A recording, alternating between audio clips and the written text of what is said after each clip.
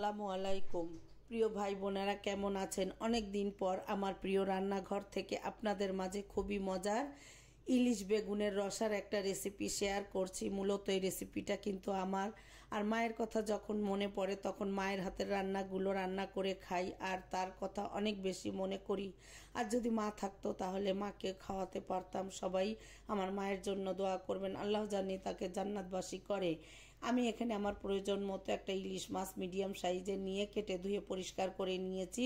খুব ভালো করে হলুদ লবণ মাখিয়ে নিচ্ছি। একটু সময় নিয়ে মাখাতে হবে, তাহলে মাছের মধ্যে কিন্তু লবণতে হলুদটা খুব ভালো করে প্রবেশ করবে। এবার খুব ভালো করে মাখিয়ে নিলাম।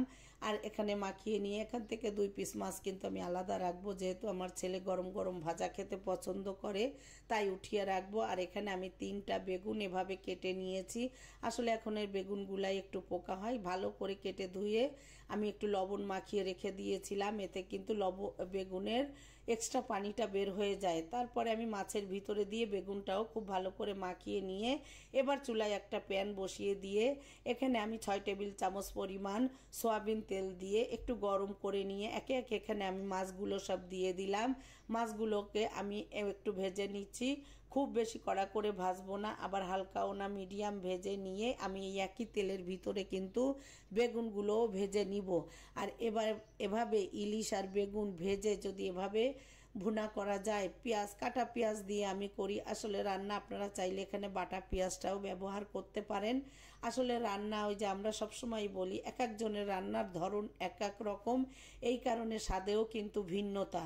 এবার আমি খুব ভালো করে এপিট ওপিট করে ইলিশ মাছগুলো খুব ভালো করে ভেজে তুলে নিয়েছি। নিয়ে এবার এই একই তেলের ভিতরে যে বেগুনগুলো ছিল, বেগুনগুলো একে একে দিয়ে খুব ভালো করে এপিট ওপিট করে এ পর্যায়ে জালটা আরও আস্তে করে দিয়ে কিন্তু একদম লো হিটে করে ঢাকনা দিয়ে আস্তে আস্তে আমি কিছু সময় নিয়ে ভেজে নিচ্ছি। আসলে এই রান্নাগুলো একটু ধৈর্য নিয়ে করতে হয়, না হলে কিন্তু বেগুনটা পুড়ে যায়। আর লবণ দিয়ে মাখিয়ে রাখার কারণে এক্সট্রা যে পানিটা ছিল বেরিয়ে গিয়েছে, এই জন্য খুব ভালো করে কিন্তু খুব ঝটপট বেগুনটা ভাজা হয়ে যাবে। এপিট ওপিট করে খুব ভালো করে ভেজে নিয়ে আমি কিন্তু বেগুনটাকে তুলে নিয়েছি। বেগুনটাকে তুলে নিয়ে এখানে আমি কিন্তু প্রায় 1 কাপ, বড় কাপের 1 কাপ পরিমাণ পেঁয়াজ কুচি একটু মোটা করে নাড়াচাড়া করে মিশিয়ে নরম করে ভেজে নিয়েছি। খুব বেশি বেরেস্তা করিনি। আর এখানে 6টা কাঁচা ঝাল আমি মাঝখান থেকে ফালি করে দিয়ে দিয়েছিলাম। আমি বেগুনগুলো তুলে নিয়ে ওই তেলের ভিতরেই কিন্তু একই তেলেই কিন্তু রান্নাটা আমি শেষ করেছি, যেহেতু ইলিশ থেকে বেশ কিছুটা তেল বেরিয়েছে। এবার আমি পেঁয়াজগুলো দিয়ে একটু নাড়াচাড়া করে আমি এখানে 6টা কাঁচা ঝাল ধুয়ে পরিষ্কার করে নিয়ে এবার একটু ফালি করে দিয়ে দিচ্ছি। আর কাঁচা ঝাল আর লাল মরিচের গুঁড়া, স্বাদমতো লবণ আর হলুদের গুঁড়া দিয়েই কিন্তু রান্নাটা করব। চাইলে পর্যায়ে আপনারা পেঁয়াজ বাটাও দিতে পারেন, মশলাটাও আপনারা আপনাদের পছন্দ অনুযায়ী দিবেন। আমি সবসময় বলি ইলিশ মাছে আমি খুব বেশি মশলা ব্যবহার করি না। আমার মাকে যেভাবে আমি এই রান্নাটা করতে দেখেছি ঠিক ওইভাবেই আমি রান্না করছি। এবার স্বাদমতো লবণ দিয়ে দিলাম হলুদের গুঁড়া, লাল মরিচের গুঁড়া হাফ চামচ পরিমাণ দিয়ে খুব ভালো করে নাড়াচাড়া করে মিশিয়ে নিয়ে অল্প একটু পানি দিয়ে আমি মশলাটাকে একটু কষিয়ে নিব। খুব বেশি পানি দিব না। মশলাটা যখন একদম গায়ে গায়ে চলে আসবে তখন আমি কিন্তু এখানে বেগুনগুলো আগে সাজিয়ে দিয়েছি, দিয়ে উপর থেকে কিন্তু আমি ইলিশ মাছগুলোকেও দিয়ে দিয়েছি।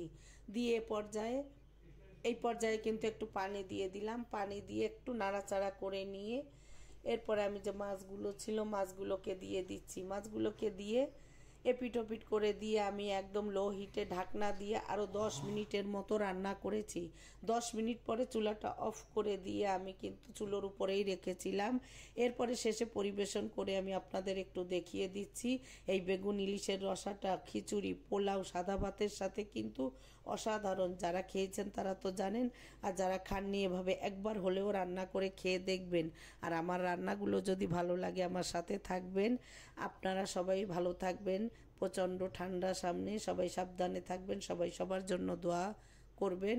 পুরো ভিডিওটা দেখে সুন্দর একটা কমেন্ট করবেন। সবার জন্য রইল অনেক অনেক ভালোবাসা। সবাই অনেক ভালো থাকবেন। আর এবার পরিবেশন করে দেখিয়ে দিচ্ছি। এটা দেখতে যেমন লোভনীয়, খেতেও কিন্তু অনেক বেশি মজার। ভালো লাগলে একবার হলেও রান্না করে খেয়ে দেখবেন। সবাই অনেক বেশি ভালো থাকবেন। সবাই সবার জন্য দোয়া করবেন। আসসালামু আলাইকুম।